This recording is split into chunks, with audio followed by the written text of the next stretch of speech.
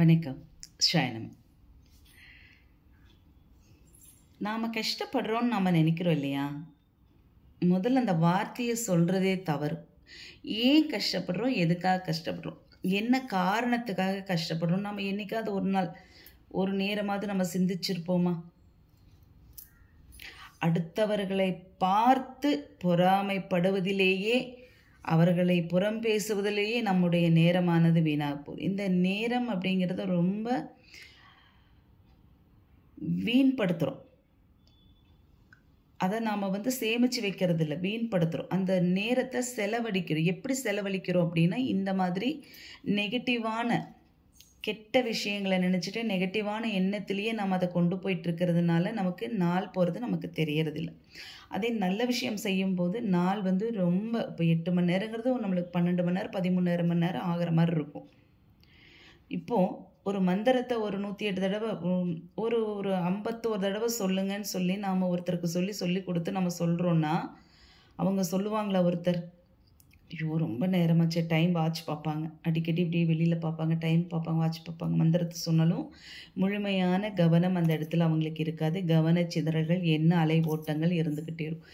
இதே வேறையா வெட்டி நாயம் பேசுகிறதா இருந்தால் தாராளமாக அவங்களுக்கு வீணான நாயங்கள் பேசும்பொழுது, வீணான பேச்சுக்கள் பேசும்போது 1 மணி நேரம் 2 மணி 3 மணி நேரம் ஆனாலும் அவங்களுக்கு தெரியாது. அடுத்தவர்களை குறை கூறுவது என்பது அவர்களுக்கு பிடித்தமான விஷயம் என்பதனால தனக்கு உபயோகமற்ற பேச்சையும் செயலையும் செய்யும் பொழுது அதனால் பயன் ஒன்றுமில்லை.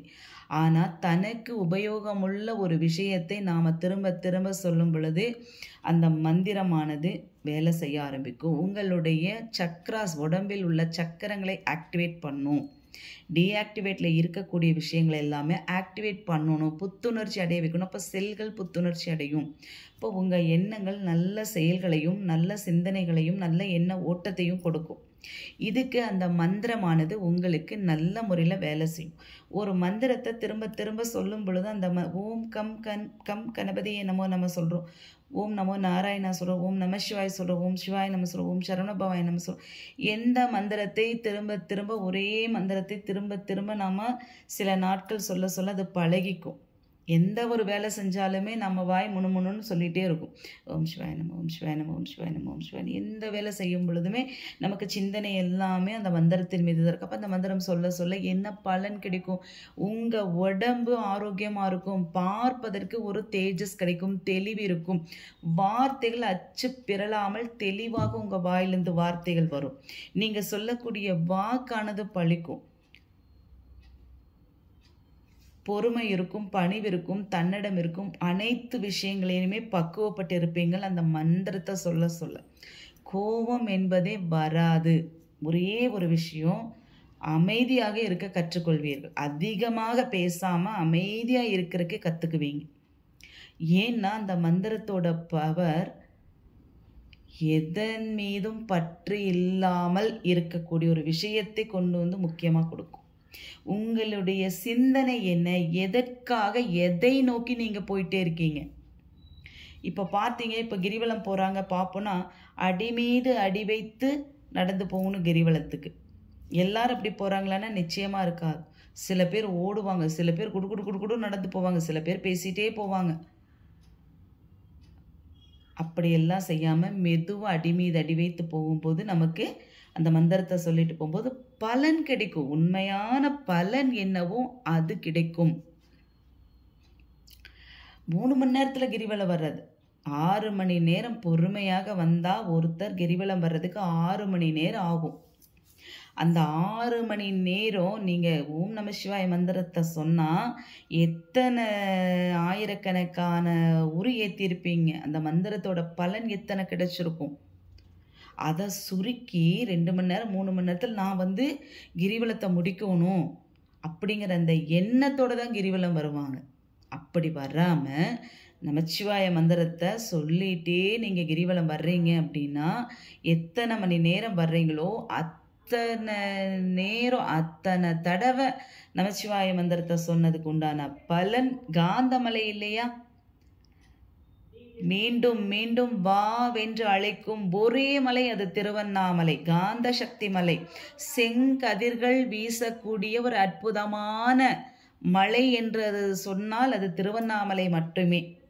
திருவண்ணாமலைக்கு நான் சென்று வந்தால் எனக்கு சோதனையே மிஞ்சுகிறது. திரும்ப திரும்ப அங்கே போகிறேன், ஆனால் ஒரு பலனும் இல்லை. கஷ்டத்தின் மீது கஷ்டம் எனக்கு தொடர்ந்து வருது. எதனால் அப்படிங்கிற சிந்தனை உங்கள் மனசில் இருந்துச்சுன்னா இந்த பதிவு உங்களுக்கு உபயோகமாக இருக்கு.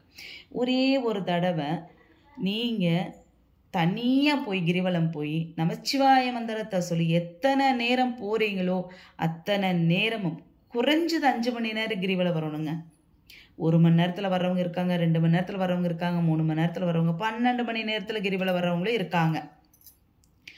எந்த அளவுக்கு மணிக்கணக்கில் நீங்கள் எடுக்கிறீங்களோ அந்த அளவுக்கு பலனும் உங்களுக்கு அதிக அளவில் கிடைக்கும். இழுத்துட்டு போகாத பிரச்சனைகள், கஷ்டத்தோட பிரச்சனைகள், கஷ்டம்னு சொல்லிட்டு இருக்கீங்களா, அந்த கஷ்டமானது இழுக்காது, பிரச்சனைகள் குறைய ஆரம்பிக்கும், பலன்கள் உங்களுக்கு அதிகப்படுத்துங்கிற ஒரு விஷயம், சூக்ஷ்மமான விஷயம்தாங்க இது. திருவண்ணாமலையில் கிடைக்கக்கூடிய பொக்கிஷம் கிடைச்சது அப்படின்னா நீங்கள் வச்சுக்கோங்க, மனசுக்குள்ளேயே வச்சுக்கோங்க, பகிராதீங்க யாருக்கிட்டையுமே. இதுதாங்க சிவரகசியம்னு சொல்கிறது. உள்ள மனசுக்குள்ளே வச்சு அதை வச்சு சந்தோஷப்பட்டு நீங்கள் 4 பேர்த்துக்கு அதை நல்ல முறையில் நமச்சிவாய மந்திரத்தை சொல்லுங்கள், நமச்சிவாய மந்திரத்தை சொல்லுங்கன்னு சொல்லுங்கள். உங்களுக்கு கிடைத்த விஷயத்தை பகிர வேண்டாம். உங்களுக்கு சில அனுபவங்கள் அங்கே கிடைச்சிருக்கும். அது நீங்கள் செஞ்ச கர்ம வினையுடைய புண்ணிய பலாபலன்கள் உங்களுக்கு கிடைச்ச விஷயம். அதை பொக்கிஷமாக வச்சு பாதுகாத்துக்கோங்க, உங்கள் தலைமுறைக்கு பயன்படும். அதே போல் நீங்கள் திருவண்ணாமலை போயிட்டு வந்தவுடனே வேறு எங்கேயுமே போகக்கூடாது. நேராக உங்கள் வீட்டுக்கு வாங்க. வந்த உடனே உங்கள் கணவராகட்டும், உங்கள் மனைவி ஆகட்டும், உங்கள் குழந்தைகளாகட்டும் அவங்களுக்கு தலையில் இப்படி கை வச்சு ப்ளஸ் பண்ணுங்கள். பூர்ண ஆயுள் ஆரோக்கியம் அஷ்டைஸ்வரியத்தோட சந்தோஷமாக சகலவிதமான சௌபாகியங்களோடும் செல்வ செழிப்போடும் நீடூழி வாழணும்னு சொல்லி ஆசீர்வாதம் பண்ணுங்க. பரமானந்தம், சச்சிதானந்தம், சச்சித்தானந்தம். திருச்சிற்றம்பலம், தில்லையம்பலம், திருவண்ணாமலை, அண்ணாமலையார் வேணும் துணை, வேணும் துணை, வேணும் துணை நினச்சி ப்ளஸ் பண்ணுங்க. நிச்சயமாக உங்களுக்கு ஒரு மாற்றம் பெரிய அளவில் கிடைக்குங்க.